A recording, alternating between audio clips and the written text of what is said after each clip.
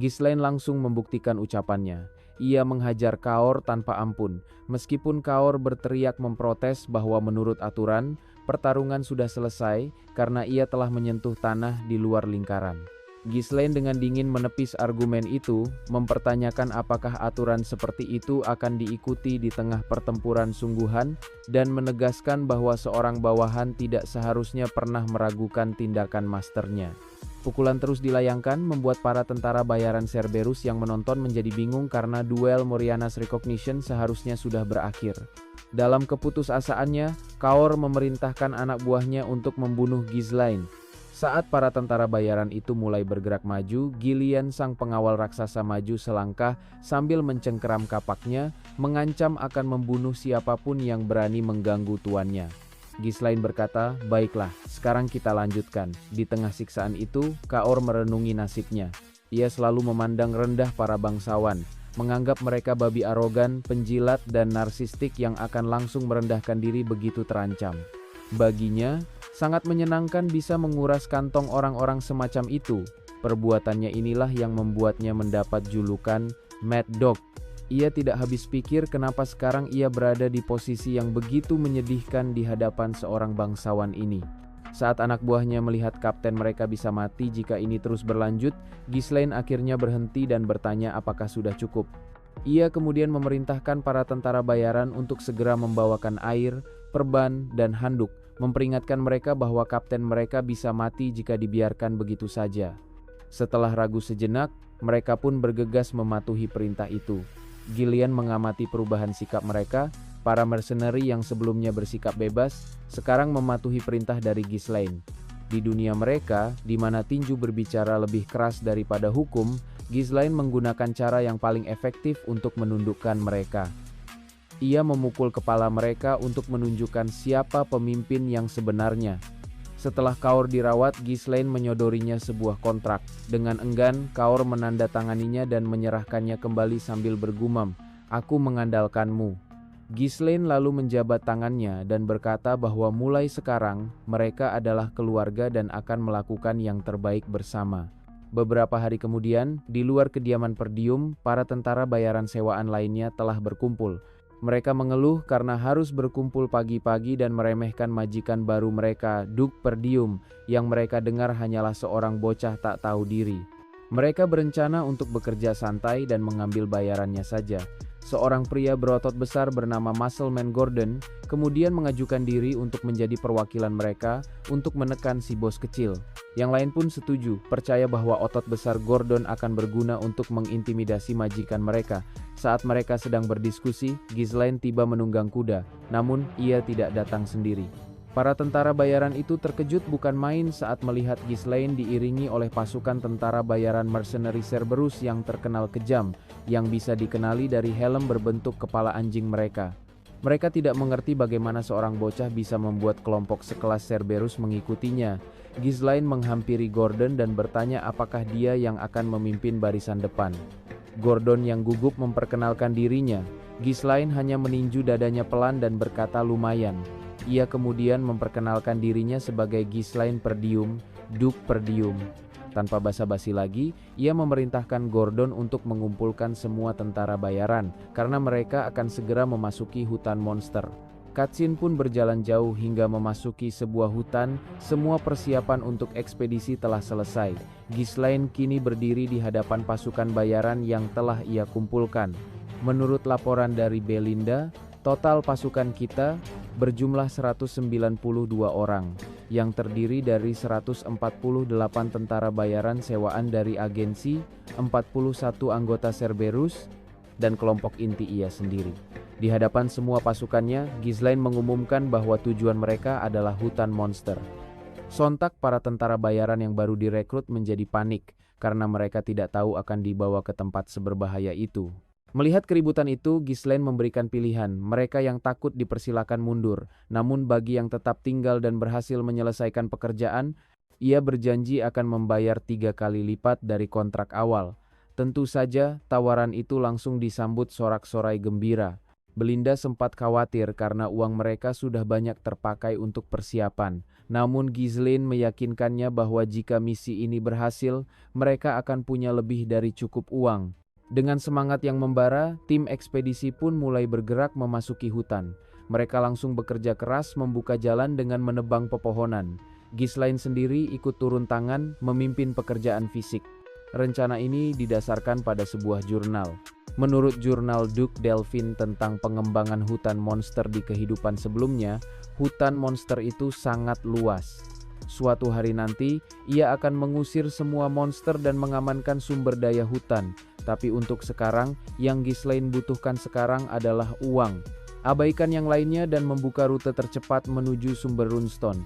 Kekayaan yang akan dapat dari ekspedisi ini akan sangat penting untuk menggagalkan konspirasi yang terjadi di sekitar Perdium. Para tentara bayaran, termasuk Kaor, mencibir tindakan Ghislaine yang ikut bekerja, menganggapnya hanya pamer atau mencoba menunjukkan skill kepemimpinan yang payah. Namun Ghislaine tidak peduli, karena semakin banyak tangan yang bekerja, semakin cepat mereka bisa keluar dari tempat berbahaya itu. Seiring berjalannya waktu, suasana menjadi aneh.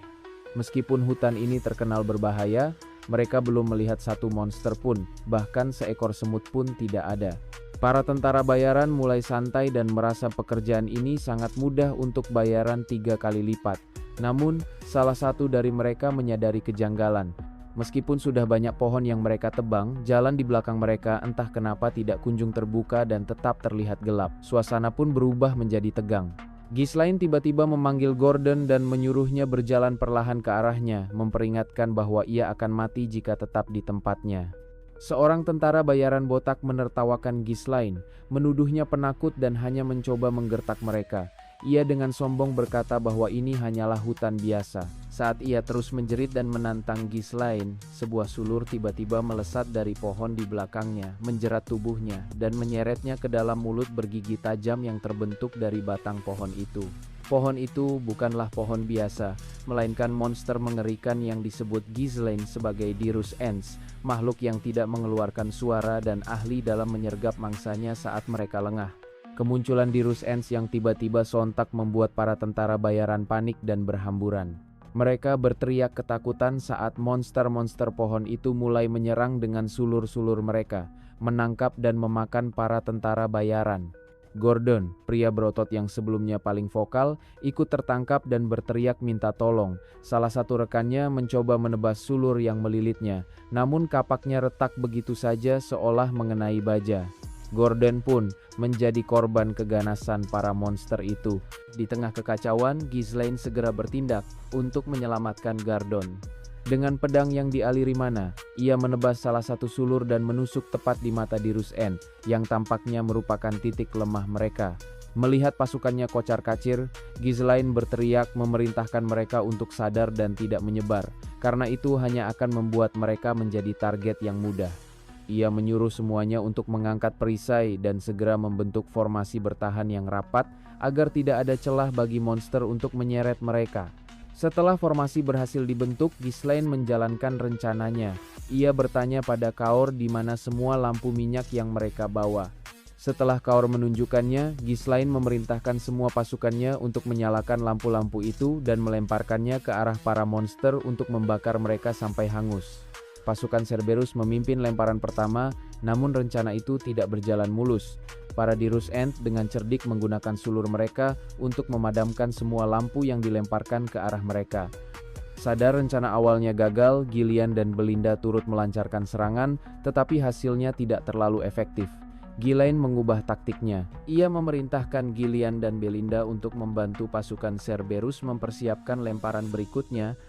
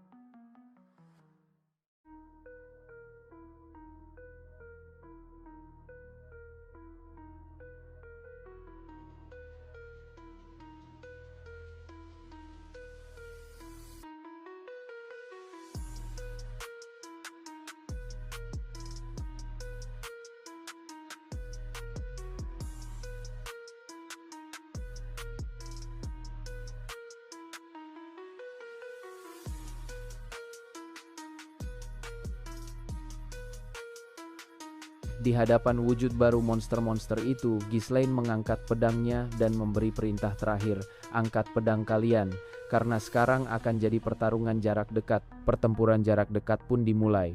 Para tentara bayaran sempat ragu, takut melawan monster raksasa itu secara langsung karena satu kesalahan kecil bisa berarti kematian. Namun, Kaur segera memerintahkan pasukan Cerberus untuk maju, disusul oleh Belinda dan Gillian yang mendorong yang lain untuk percaya dan mengikuti perintah Tuan Muda Tu mereka. Akhirnya, para tentara bayaran membuang keraguan mereka dan ikut menyerbu. Ghislaine menjelaskan bahwa cangkang pelindung para monster itu sudah terbakar habis, sehingga sekarang mereka bisa ditebas bahkan tanpa menggunakan mana sekalipun. Kaor pun ikut membakar semangat pasukan dengan menyebut para monster itu hanyalah orang-orangan sawah berukuran besar. Dipimpin oleh Ghislaine yang bertarung di garis depan, mereka berhasil membantai semua di Rus Ends. Ghislaine sadar tugasnya sebagai pemimpin adalah menghapus keraguan dari para pengikutnya dan menanamkan semangat yang membuat hal mustahil menjadi mungkin. Setelah pertempuran usai, Ghislaine kembali mengingatkan pasukannya bahwa ini baru permulaan, karena mereka baru berada di pintu masuk hutan monster. Namun, ia berjanji akan selalu berada di barisan terdepan, meminta mereka untuk percaya dan mengikutinya. Kata-kata itu berhasil memenangkan hati para tentara bayaran. Mereka melangkah semakin dalam, setiap langkah membawa mereka lebih dekat pada kegelapan yang tak terjamah.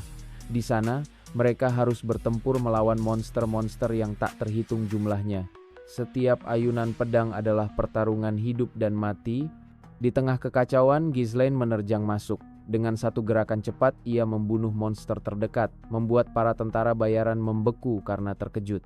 Sambil menatap tajam ke arah mereka, Ghislaine berkata, "Jika nyawa kalian berharga, jangan pernah jauh dari majikan kalian." Keberanian itu menular. Salah seorang dari mereka berkata, "Dia benar. Bersama-sama, kita bisa kalahkan mereka." Melihat api semangat yang kembali menyala di mata para prajurit itu, senyum tipis terukir di wajah Ghislaine, Gillian, dan Kaur. "Tidak ada pelajaran yang lebih baik daripada pengalaman di medan tempur," bisik Kaur.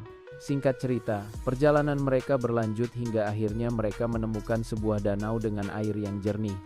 Ghislaine memutuskan untuk beristirahat dan membangun kamp di sana, karena danau itu adalah titik penting untuk mencapai sumber runestone. Namun, pada malam harinya di sekitar api unggun, beberapa tentara bayaran mulai menyuarakan niat untuk kabur. Salah seorang dari mereka mencoba menghasut yang lain, mengatakan bahwa semua bangsawan itu sama saja dan hanya akan menjadikan mereka tameng daging demi kejayaannya sendiri. Beberapa orang menentang ide itu, mengingatkan bahwa Ghislaine sudah menyelamatkan nyawa mereka berkali-kali. Di tengah perdebatan itu, mereka melihat pemandangan yang tak terduga. Ghislaine sedang mengobati salah satu tentara bayaran yang terluka menggunakan obat dan ramuan yang sangat berharga. Mereka sadar, tidak mungkin seorang pemimpin yang menganggap anak buahnya sebagai umpan akan membuang-buang obat semahal itu untuk mereka. Mereka pun yakin bahwa Ghislaine berbeda dan bisa dipercaya, membuat upaya hasutan itu gagal total. Setelah menyuruh pasukannya beristirahat, Ghislaine memanggil tim intinya yang terdiri dari Gillian, Kaur, dan Belinda untuk rapat.